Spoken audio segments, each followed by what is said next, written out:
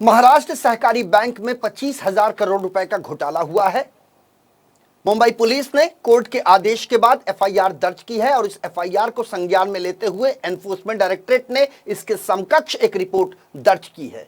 वहीं एनसीपी कार्यकर्ता सड़कों पर उतरकर आंदोलन कर रहे हैं और उनका यह कहना है कि शरद पवार जो उनके मुखिया हैं, उनके खिलाफ की गई यह कार्रवाई राजनीतिक षड्यंत्र है और इसी के तहत बदले की भावना से ये कार्रवाई की जा रही है। और अब इसी बात को लेकर सूबे के मुख्यमंत्री देवेंद्र फडणवीस ने कहा कि हम बदले की भावना की राजनीति नहीं करते।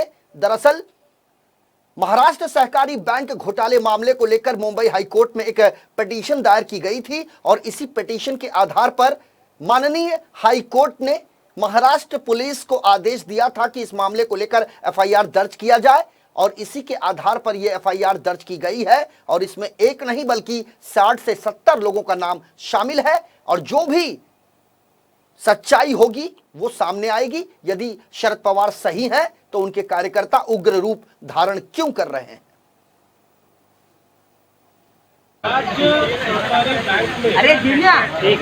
घोटाला हुआ उस पर मुंबई उच्च न्यायालय में एक पिटीशन हुई थी और पिटीशनर ने कुछ आरोप किए थे कि राज्य बैंक के घोटाले में फला लोगों ने जिनका सहभागिता उसमें है इनके ऊपर क्रिमिनल कार्रवाई की जाए।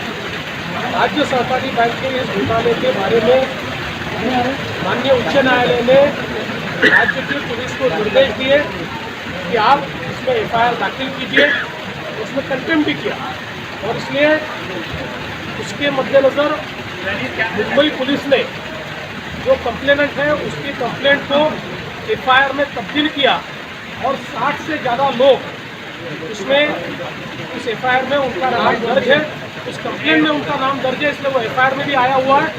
उस एफआईआर में सिलसिलेवार उन्होंने किसका रोल क्या है, किसने मंजूरी दी है, ऐसी सारी चीज़ें कही है। ये सारी चीज़ें इन्वेस्टिगेशन में है।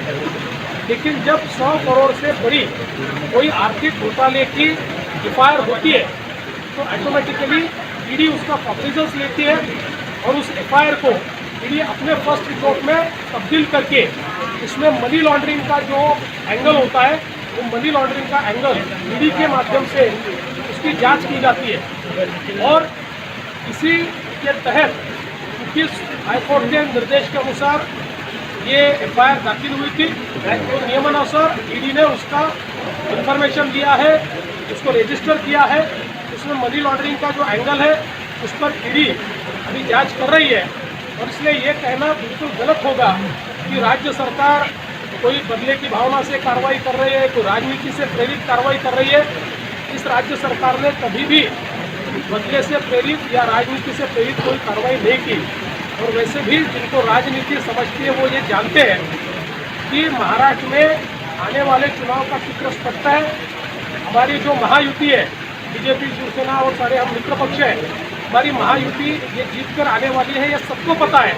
और ऐसे समय कोई बदले की भावना से और कोई राजनीतिक हेतु से इस प्रकार की कार्रवाई करता नहीं। वैसे भी हम कार्रवाई करते नहीं, लेकिन राजनीतिक भी विचार किया जाए तो भी ऐसी कार्रवाई करना तो किसी राजनीति के हित में नहीं होता है और इसलिए मुझे ऐसा लगता है कि इस प्रकार का आरोप बेबुनियाद है। ये बिल्कुल माननीय उच्च न्यायालय के आदेश के अनुसार और जो कानून है उस कानून में ये सारी कार्रवाई कर रही है। इसमें सरकार का कोई हस्तक्षेप नहीं है, सरकार इसमें हस्तक्षेप करना भी नहीं चाहती। ईडी राज्य सरकार के अंदर आती भी नहीं है। जो भी जांच है वो जांच ईडी हो चाहे मुंबई पुलिस हो वो जांच करेगी। जांच में जो गुनहगार रहेंगे उनके ऊपर कार्रवाई होगी, जिनका कोई गुनाह नहीं होगा उनके ऊपर कार्रवाई करने का कोई प्रश्न नहीं उठता। इसलिए मुझे ऐसा लगता है कि चुनाव के मद्देनजर हर चीज़ को ये कहना कि सरकार बदले की भावना से कर रही है, सरकार हमको टारगेट कर रही है, मुझे ऐसा लगता है ये बिल्कुल बेबुनियाद है, बेसिर पर है, बिल्कुल गलत है।